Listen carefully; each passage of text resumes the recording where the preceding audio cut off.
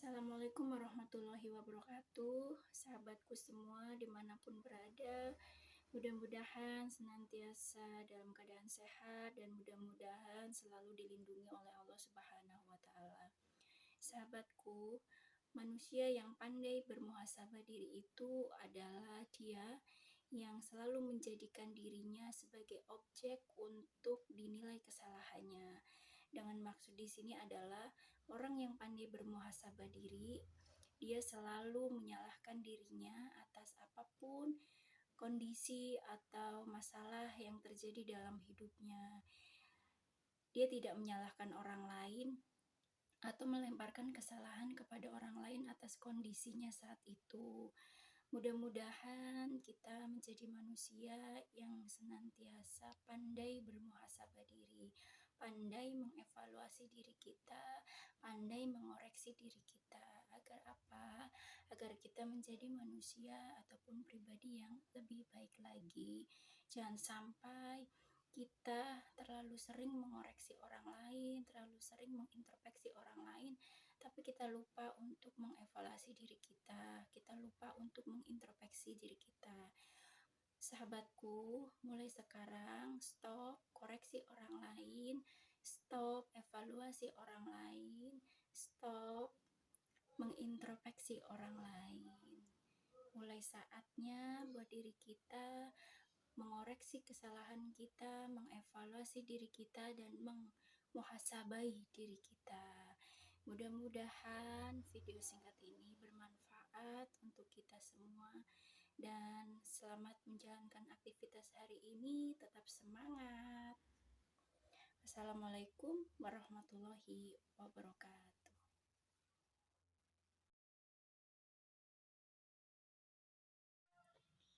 Sahabatku dimanapun berada, semoga senantiasa dalam keadaan sehat. Tetaplah tenang apapun kondisi dan keadaan kita. Jangan pernah putus asa, tetaplah berikhtiar dan berusaha.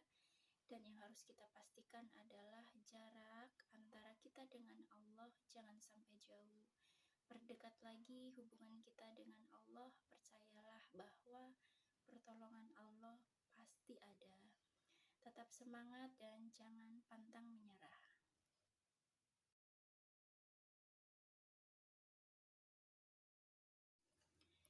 Rumah tangga itu hidup bersama, bukan tinggal bersama. Tidak ada rumah tangga yang sempurna. Semua punya masalah, kitalah yang menyempurnakan.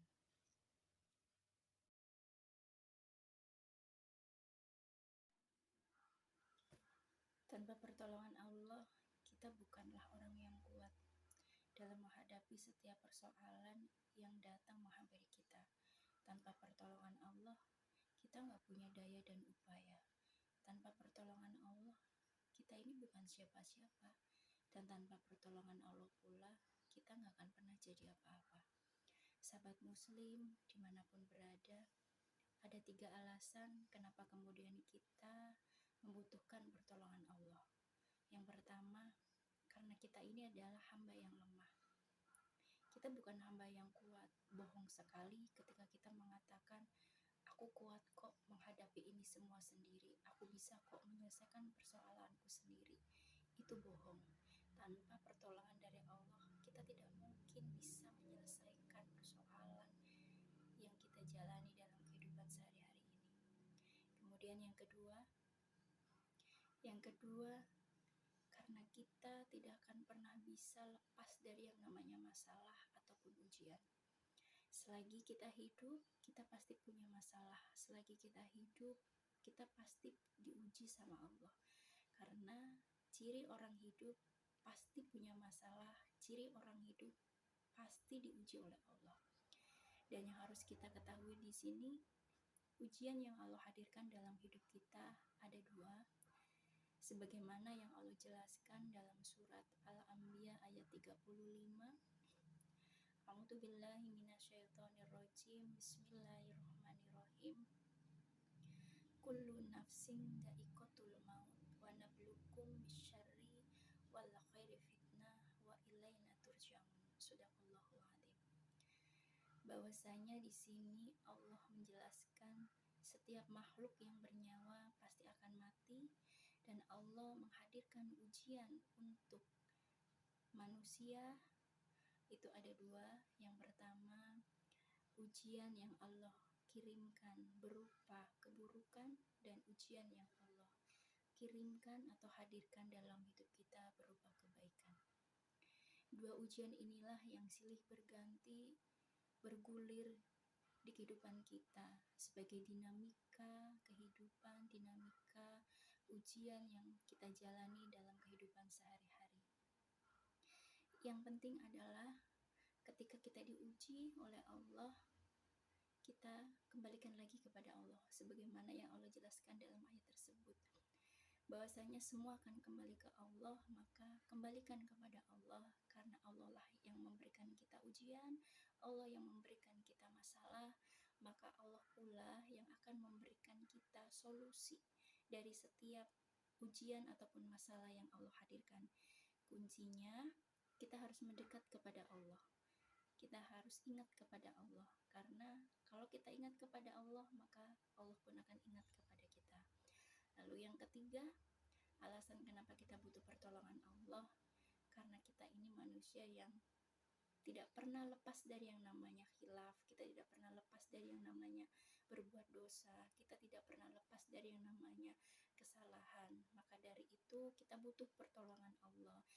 Kita mendekat, kita taubat, kita perbaikin diri kita agar kita menjadi manusia yang lebih baik lagi. Ingat, kita itu bukan siapa-siapa. Tanpa Allah, kita tidak akan pernah jadi apa-apa.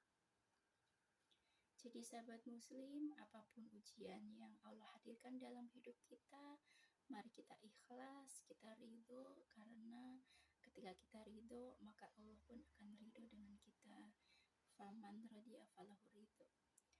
Kalau kita ridho, Allah pun akan ridho.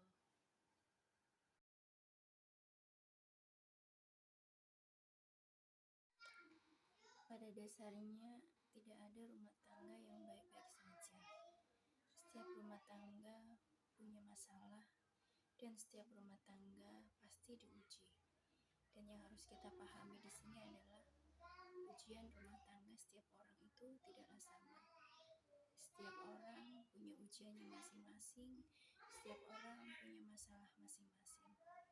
Tidak ada masalah dengan masalah, yang jadi masalah adalah sikap kita dalam menghadapi masalah. Mari bijak dalam menyikapi setiap masalah yang hadir menghampiri hidup kita. Semangat, kamu tidak sendiri. Mari kita bergandeng tangan bersama-sama. Tanpa pertolongan Allah, kita bukanlah orang yang kuat.